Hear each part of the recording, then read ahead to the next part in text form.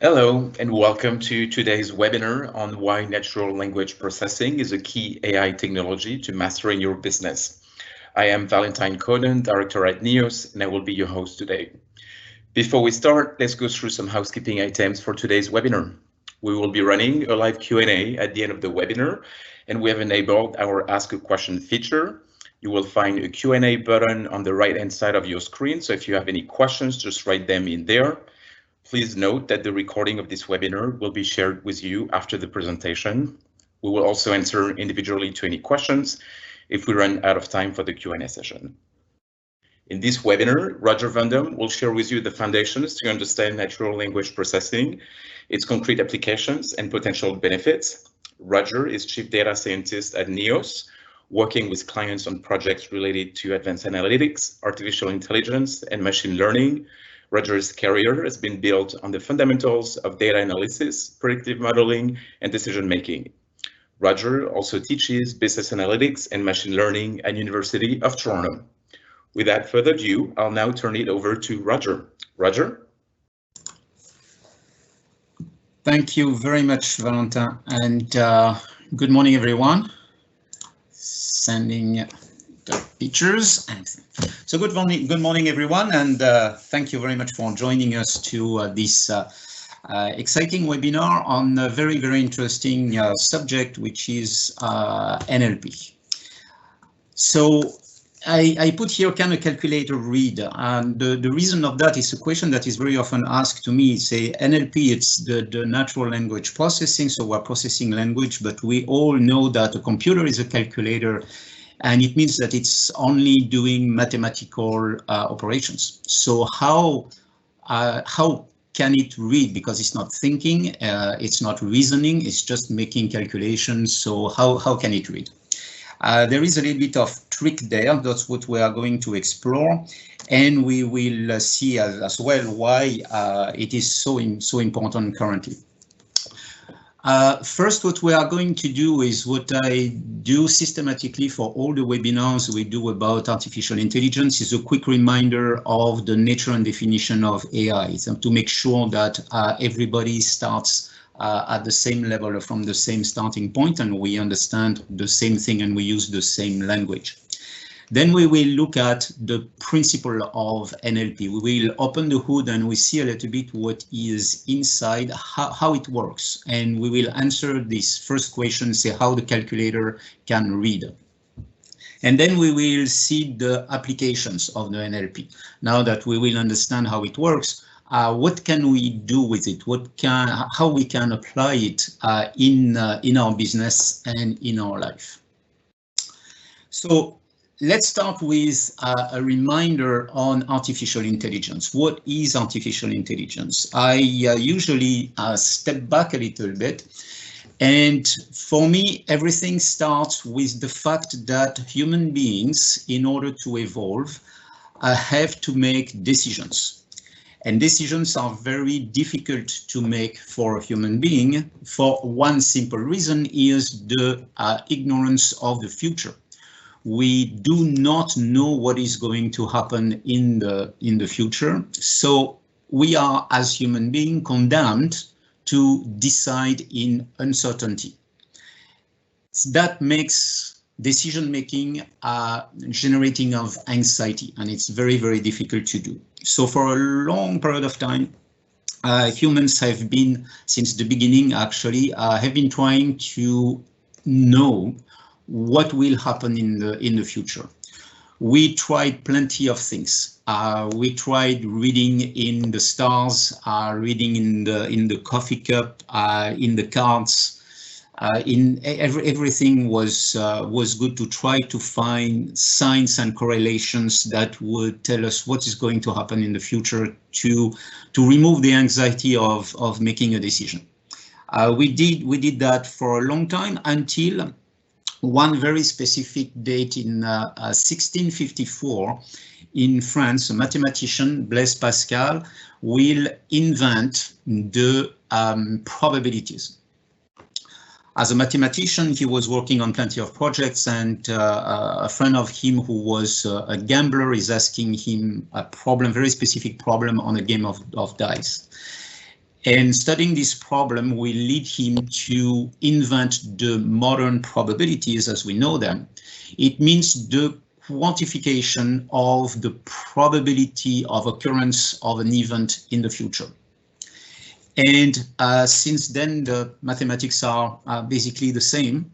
We didn't reinvent the probabilities. We enhanced them, but the fundamentals are the same. Another very important date is in 1945. Alan Turing is inventing the computation.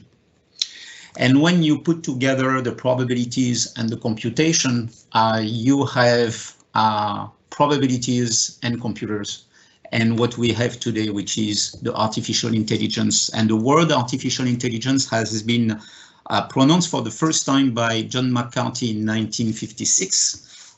During a conference, he was the first one to pronounce the words together, artificial intelligence. And we started to think about it and conceive everything that we know now. The important steps in the evolution of AI are first in 1960, the beginning of the neural networks. So the neural networks try to replicate the way the human brain is working by connecting neurons and analyzing the data. Most of them are classifiers. So you have data that is coming at one side, you have different layers, and at the end you have an answer with a probability of belonging to a class. In 1980, another very important step is the beginning of the machine learning. AI is based on predictive modeling. Predictive modeling is built on correlations. So we look at different correlations that's happening between the past and the present in order to project it in the future. So because the world is evolving, those correlations will evolve with time. So it means that the model that we built at one moment is going to be obsolete. Up to 1980, and still now in some cases, when the model is obsolete, you have to redo it. So you have to go back to square one, you have to collect the data, you have to remodel it, rebuild the model, and it takes a lot of time, it's expensive.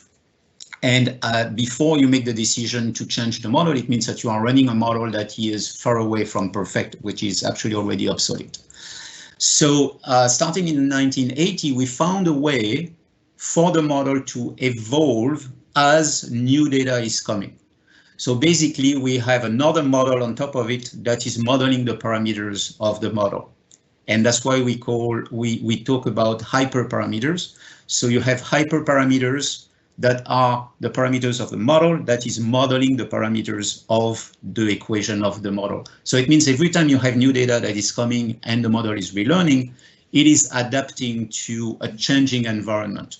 And that was key because it means that the models are keeping track with the evolution of the environment.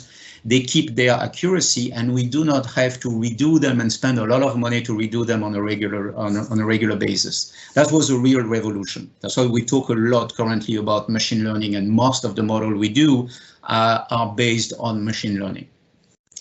In 2012, we start talking about the deep learning. We talked previously about neural networks. A neural network is made on layers. You have an entry layers and an exit layers. In between, you have what we call hidden layers. One characteristic of the neural networks is they can be a little bit unstable and difficult to manage. And we realize that the instability will start at 5 hidden layers. So when you have more than 5 hidden layers, because of the instability of the neural network, we say that the neural network is deep.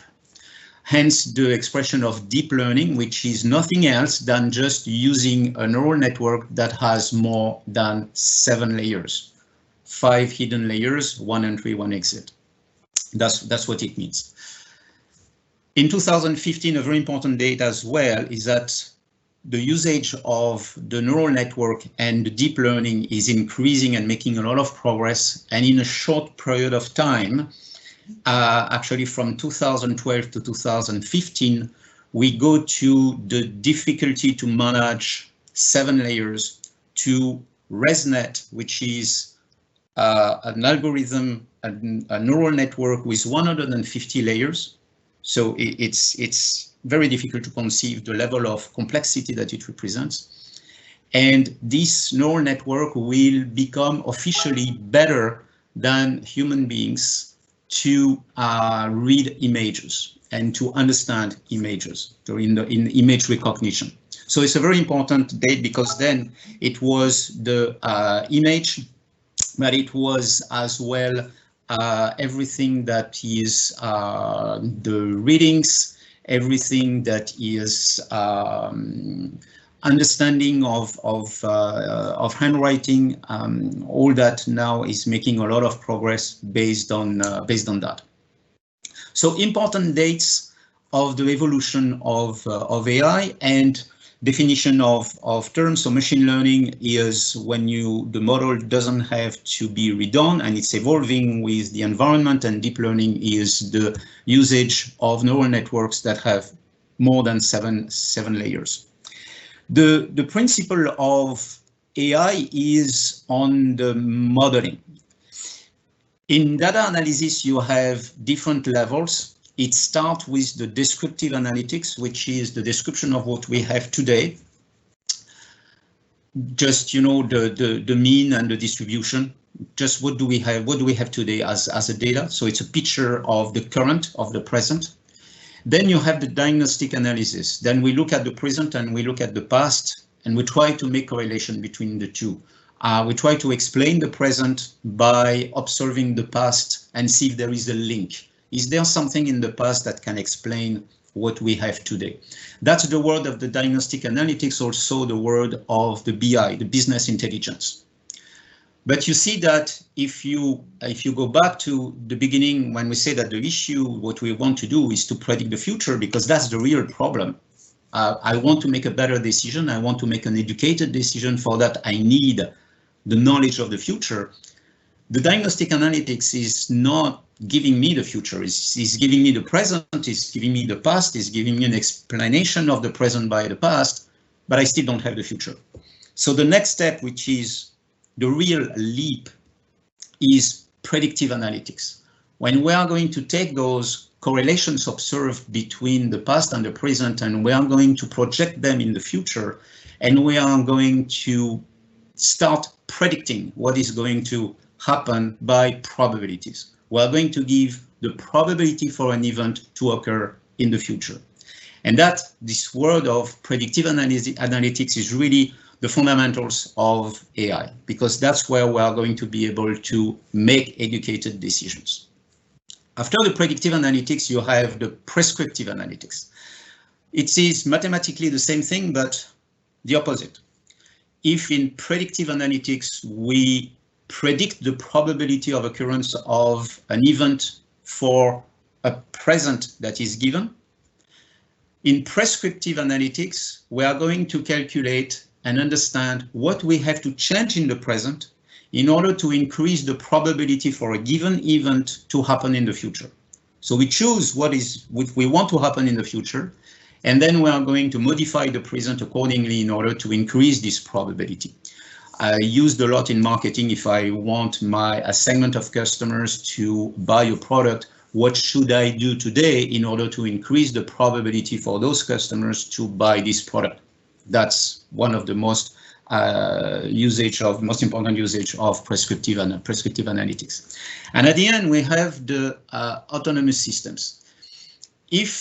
When I have the probability and I have to make a decision according to this probability, if my decision is known, my decision process is known, I know that if there is 70% probability of rain, I'm going to take an umbrella. This is clear.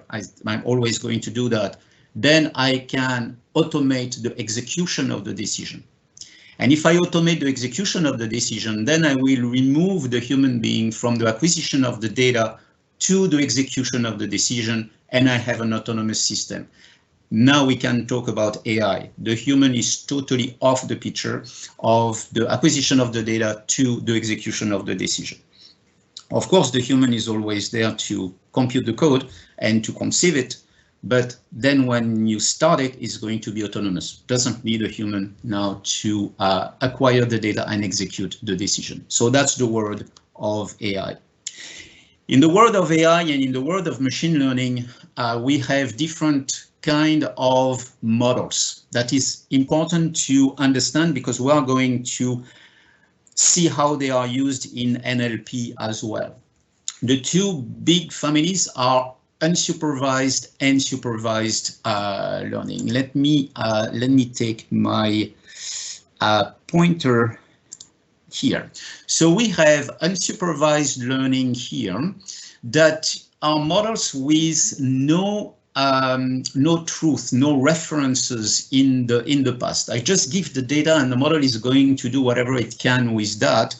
Most of the time, because the basis of the model is to compute distances between the observations, is going to do some clustering. And we see that it's one of the most important part of the usage of unsupervised models is clustering. So it's going to separate all the observations in order to create clusters with the optimization of distances in order to have clusters where the observation within the cluster are as close as possible from each other and the clusters are as separated as possible from each other. That's the principle of clustering, and it's unsupervised because there is no truth that is given. There is no labels, there is no references in the past. At the opposite of the supervised learning, when there is a truth that is given, and in order for the model to learn. In the supervised learning, we have classifications and regressions. A regression is used in order to compute the probability of a dimension, of a scale. I want to predict a price, a value, a distance, a time, a weight. I will use a regression. I will teach the model everything that has happened. I want to compute the probability of the price of a house. I will show the model all the prices of the houses in the past. So the model will learn, will find the repetitive patterns, and I will give to the model a new house is going to be able to compute the probable price. That's a regression. The other one is the classification, and classifications are the most important part of the models currently. It's the probability to belong to a class. Used specifically, for example, in image classification. I will give the model plenty of images. I know the truth. I give the references. I tell the model, this is a cat, this is a dog, this is a car, this is a tree. Now, when the model has learned and found the repetitive patterns, I will give the model a new image. I say, now tell me what it is. And the model is going to tell me this is the probability for this image to be a dog, the probability to be a cat, the probability to be a car, and the probability to be a tree. And it's going to decide according to that. With a very specific kind of classification, which is the binary classification, with only two possibilities, true or false, sick, not sick, will pay, will not pay, will go bankrupt, will not go bankrupt. Used in plenty and plenty of industries. The binary classifications are extremely important. Just for your curiosity, you will see here the reinforcement learning is rather new and it's used mainly in game and robotic. It's a way to teach a model by reward and punishment. If the robot is doing something that is good, it's going to get points. Something that is not good is going to lose points. The purpose is to accumulate the maximum of points. So the robot is going to find its way to optimize some task in order to gain the maximum of points. This is the reinforcement learning. In our usage of NLP, we are going to essentially look at supervised models in classification. So we are going to be in this area on what we are going to look at in a few minutes in the usage in NLP. So let's see a little bit what is this strange thing that is the natural language processing, how a calculator is able to read. Because a calculator is only doing mathematical operations and the models are computing distances. We look at similarities by looking at distance. How can we calculate distances between words? We will have to transform them. So we will have to quantify the text. We'll have to quantify the words. So there are processing that will be done on the text. When we give a text to an algorithm in natural language processing, the algorithm is going first to process this text on different steps. Let's see something very simple. You have a text. Let's say you have one page of the text, and I ask you to quantify it. I want you to give me numbers that are going to be a characteristic of this text. The first thing that is coming in mind is actually to count the number of words. That's simple. But why stop with the words? We can count the number of sentences. We can count the number of words. We can count the number of letters. Then we can start making some operations. We can calculate the average number of words in a sentence. We can calculate the average number of letters in a word. And immediately we have an idea of the kind of text it is, the complexity of the text.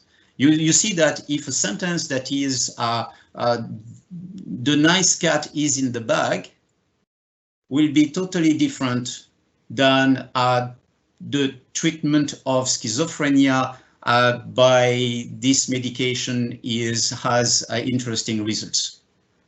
You see that the words are longer, more words in the sentence, it is more complex.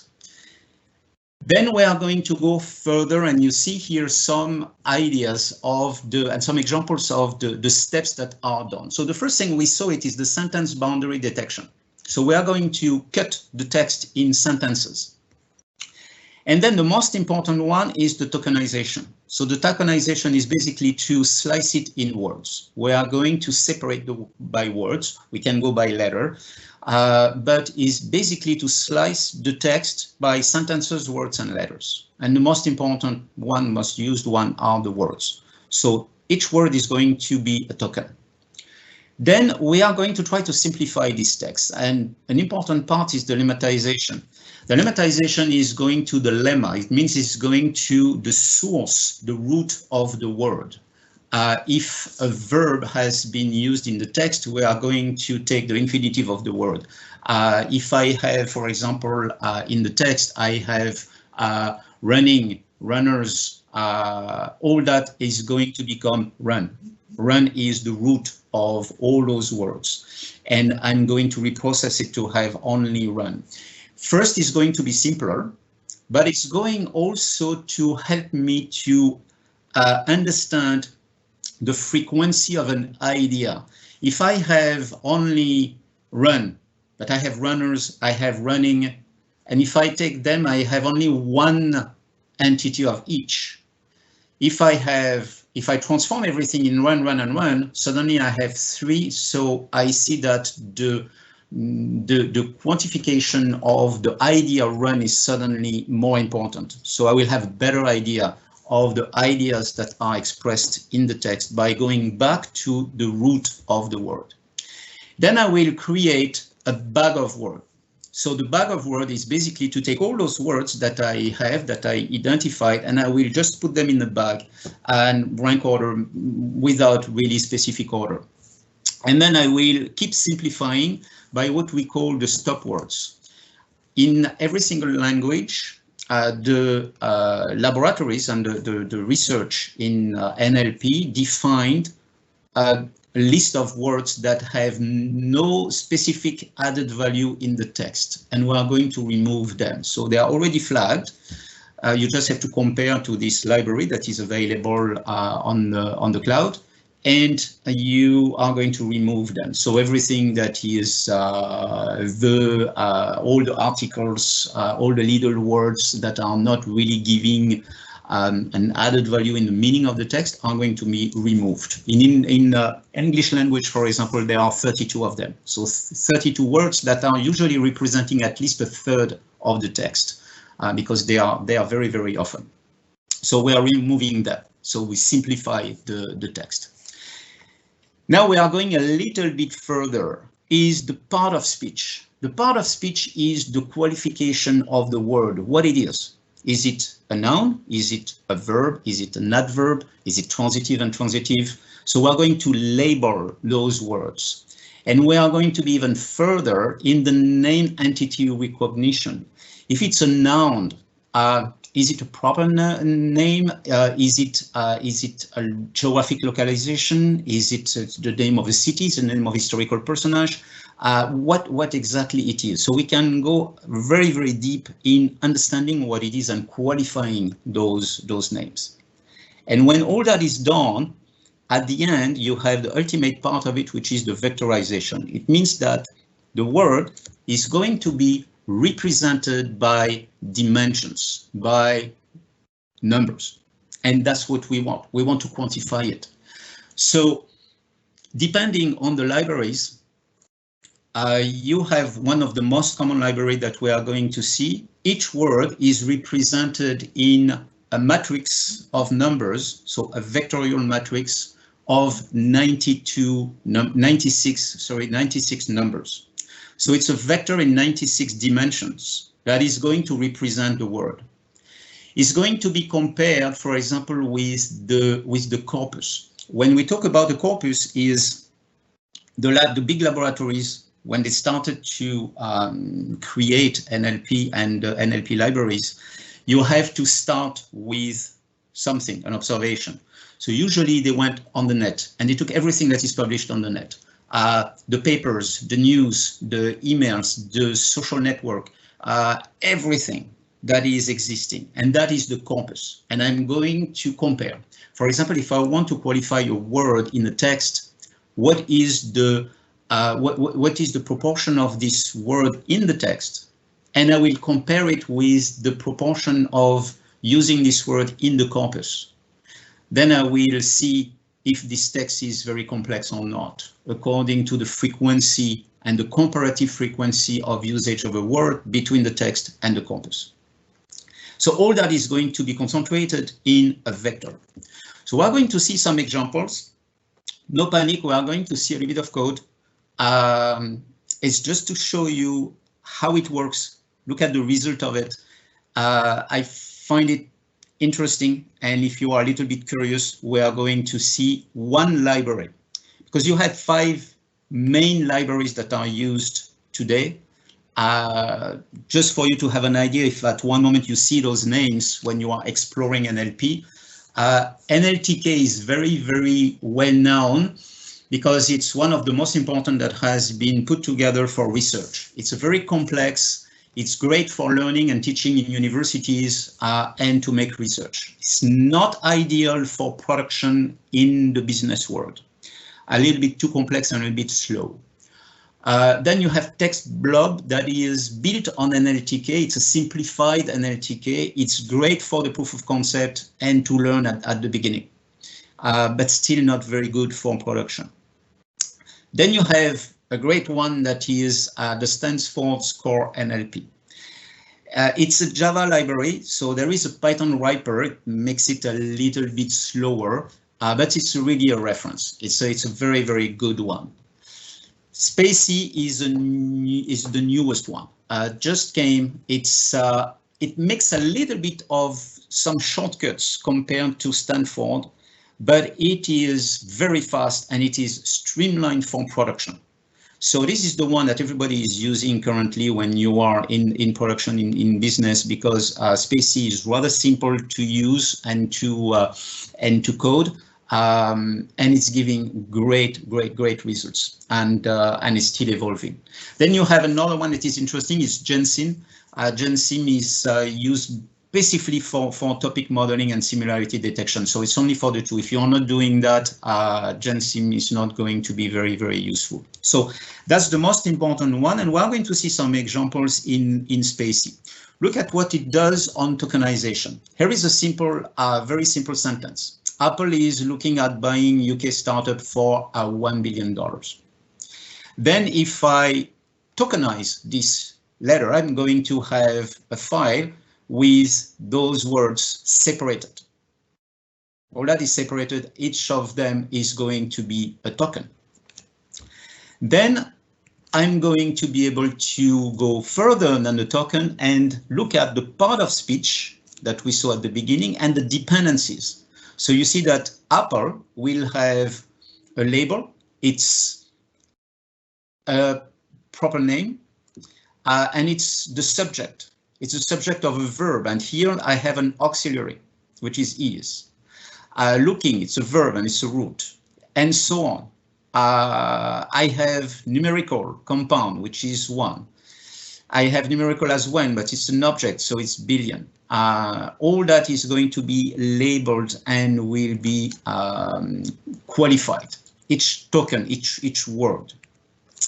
Then we can visualize the dependencies. That is very useful when we want to explain the result of the analysis of a sentence. And we see all the relationship between all those different names, all the different tokens in terms of the subject of the verb, the complement, the adjectives, and so on, how the sentence is built. Keep in mind that all that is quantified, so it's going to be transformed in numbers that we are going to find a little bit later. We can go further if we look at all the different possibilities to qualify the different tokens. Here are the tokens, the different words.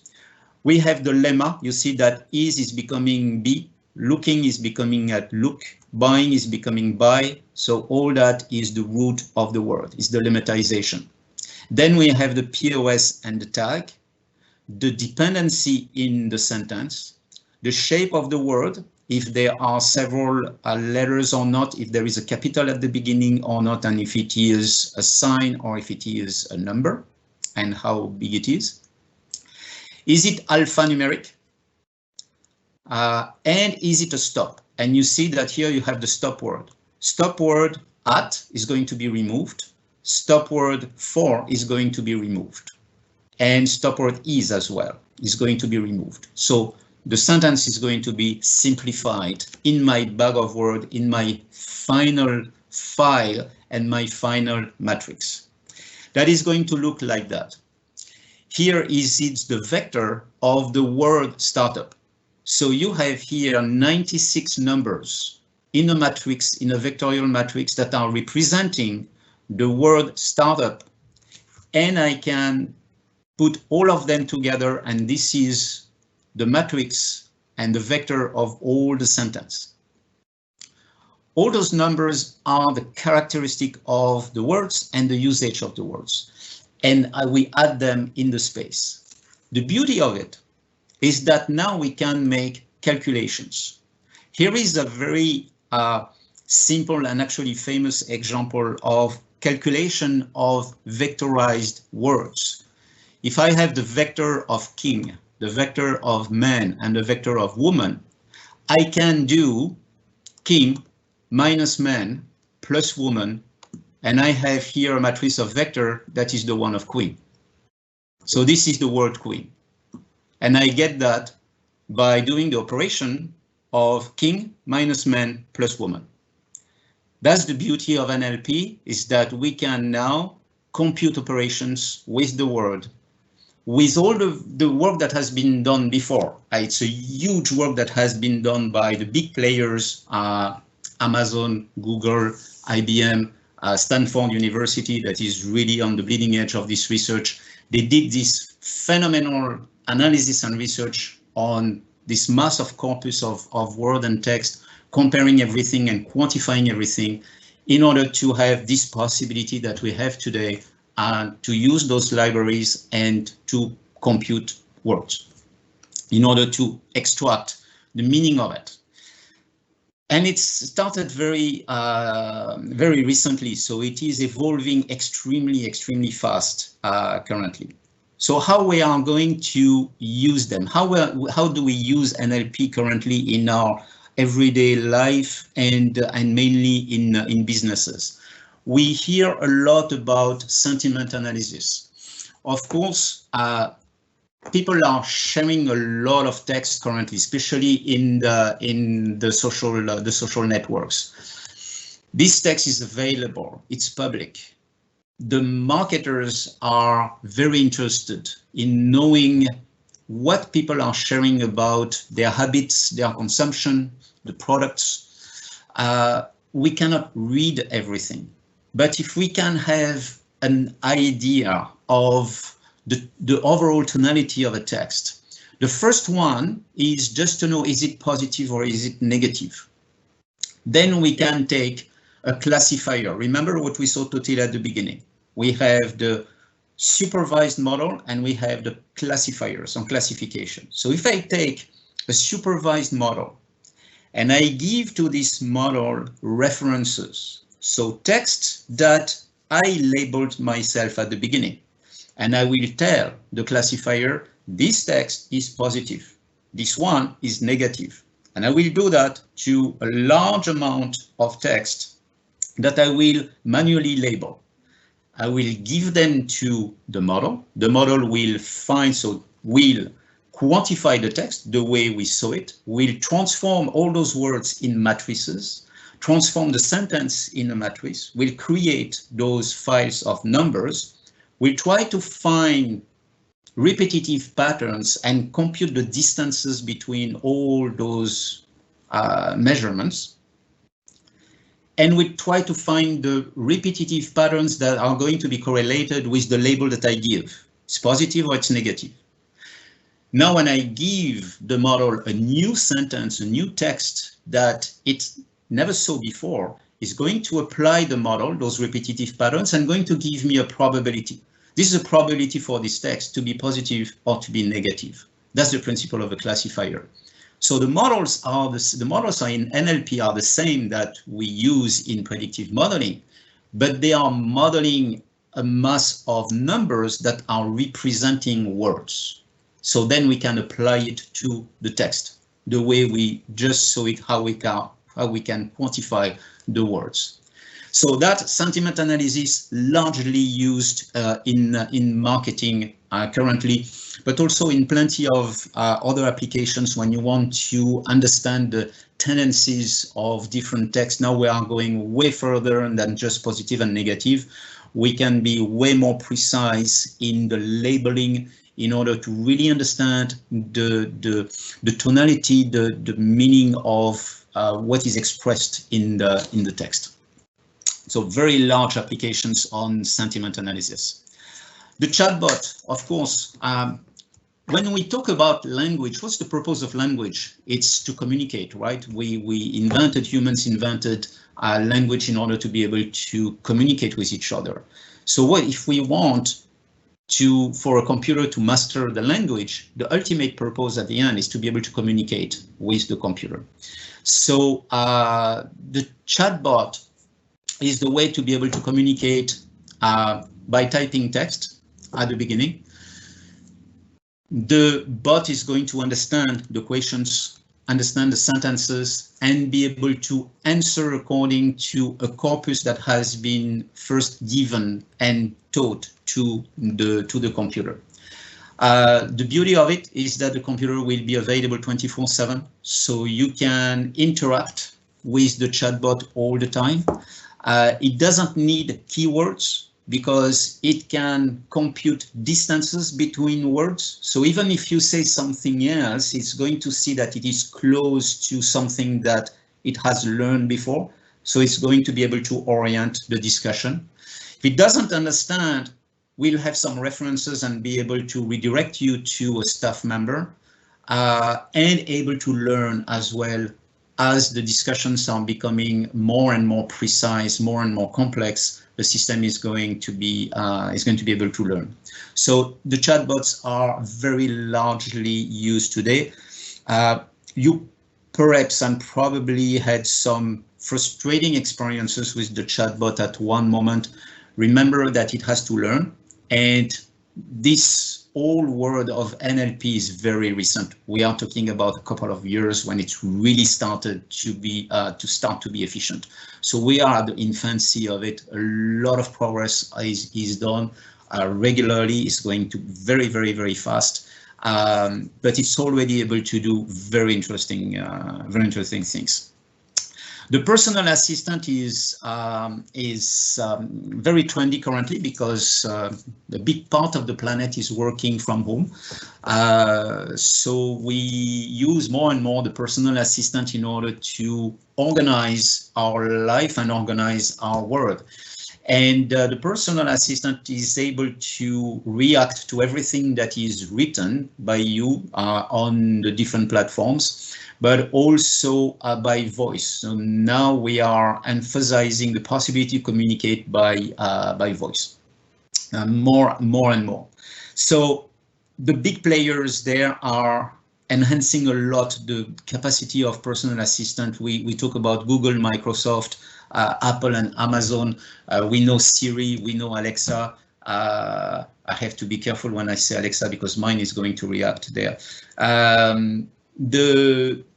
Those are more and more used in voice interaction and more and more used for the organization of life. It's possible today to ask Alexa to make an appointment, order a car, book a plane or a train. So we are going. It's still in the infancy again, but it's getting better and better and very fast. So something to keep in mind. The automatic translation.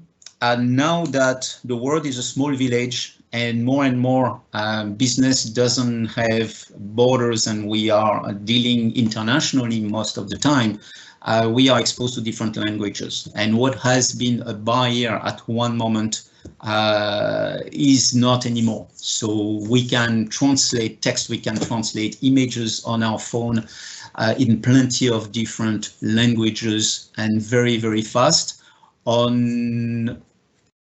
with an accuracy that is good enough most of the time for everyday life and some level of text. It is increasing as well. It's going more and more, but very wide application. I was showing last time. I have here those little earbuds from a company that's called Waverly Labs. They basically, you have two little earbuds there. If you are interacting with someone who is speaking another language, you take one, you give the other one, you synchronize them on the two different phones with the application, and basically it's going to translate it. So the phone is going to get what the person is saying in another language. It's going to send it to your phone translated and going to send it to your ear in a synthesized voice in your language. So immediate translation into different language. That's where we are today in the evolution of automatic translation is phenomenal.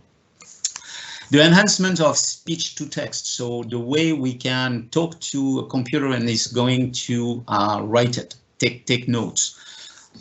Some industries are doing a lot of dictation, specifically in the medical industry, in the health industry, do a lot of dictation. So the way it was done before, the doctor is dictating a diagnosis or report. Very often they were recording it. You remember we saw very often the doctors talking to a little recorder. This recorder is going to be given to the assistant that is going to type it. A lot of processing, waste of time. Now it's possible to talk directly to the phone or to any other application, and it's going to be transcribed as a text automatically. Used as well for the subtitles on the movies. Used to take notes. Now that we are very often working on video conferences, instead of having someone that is taking notes or recording. So recording is great, but you have to you have to replay the recording in order to get some parts if you want to have some specific things. Now you have applications that are transcripting directly in text, even with the identification of the person who was talking. And you have directly a file with all the text and the identification of the people that were talking. Very, very useful and making a lot of progress in this domain as well. The IVR, the interactive vocal response, everybody knows that. Remember at the time it was always, hit the dial 1 or 2 or 3 if you want those choices. We all had our frustrating experience with the IVR. They are getting better and better. They are getting better and better because now they are getting to understand a little bit better what you want. It's very close to the chatbot, but with now a better understanding on the vocal identification and an understanding of what you want and what you are doing. So great applications in IVR. It's getting better and better, less and less frustrating, and very, very useful. So those were just a few ideas of what is going on. Again, NLP is very recent. It's there for a couple of years, and it's evolving extremely fast. We didn't even think about all the possible applications because at the end, it's really talking to the computer. It's the possibility to have a dialogue with the computer, with all the models that are running in the back. So we really encourage in your business to think about all the application that it can have. It will be key in the competitive world for everything that is B2C, of course, because we want to talk to our customers, but B2B as well. To understand better the possible relationship that we can have, identify opportunities, be able to interact 24/7, be able to analyze a massive quantity of text. Sentiment analysis is great, and there are plenty of applications that I'm sure we didn't even think about. So it's all a matter of looking what we are doing currently in our business life. What is the pain point? Can we do something about it? Can we solve it with what you just saw about the NLP? You see what it's able to do. The computer is not reading. We just transform the words in numbers, in vectors. We look at the distances. We teach the model to find the repetitive patterns, and then it opens the way to phenomenal applications that are going to totally change the relationship that we are going to have with the computers and with the robots that are going to execute the decisions of AI. Beautiful world of NLP that is happening currently. So that's it for me. That's my conclusion. I hope you found it interesting. If you have some questions, Valentin, let me know, but I don't see any for the moment. Yeah, Arthur, thank you. Thanks, Roger. And yeah, like if any of you have any questions, you can post on the chat on the right of your screen. Maybe one question on my end for you, Roger, in terms of industries. Like, are there some that are more mature or more advanced than others? Is it like a typical kind of like, you know, the financial industry is more advanced as they usually are, or not necessarily? In terms of industry, I would say the health industry a lot, because there are a lot of language processing in the reporting and the interactions and the management of mass of cases. So definitely big users on the bleeding edge of the research of NLP. I'm not thinking about a specific industry, but I'm thinking more about parts of the functions in the companies, and marketing is probably the one that is the biggest user of NLP currently, because we talk about interaction, we talk about dialogue, and the dialogue between the computer of your company with all your customers is something that is absolutely invaluable. The possibility to be able to answer questions 24/7, make sure that you redirect a customer to a specific person, to a specialist. Some chatbots are specifically trained to de-escalate an irate customer. And it works quite well. So it's mainly in marketing currently. So I would say the applications are in retail, in services, in transportations, when you have this most opportunities of interaction with the customer, when customers will have questions or issues that we'll have to report. It's mainly in this area, but again, we are at the beginning, so we're not sure that we explored everything, all the applications. We're finding new applications every day. And I guess last question before we wrap up here. I think I'm seeing one that was just published. I'm just going to publish it for everyone.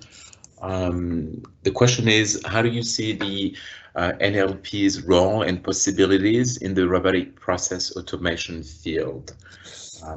Well, it's a little bit what we see on this this image is the interaction with the robot. So it depends what we are asking the robot. We can go to, I would say, very simple simple applications, not in any specific process.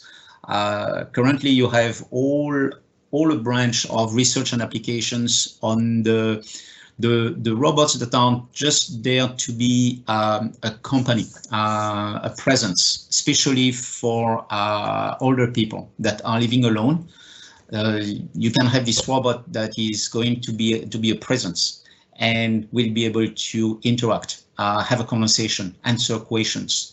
A lot of research is done on that, and it's working quite well. After that, it is everything that is voice interaction in all the different applications of the robotics, so the voice interaction with the robot.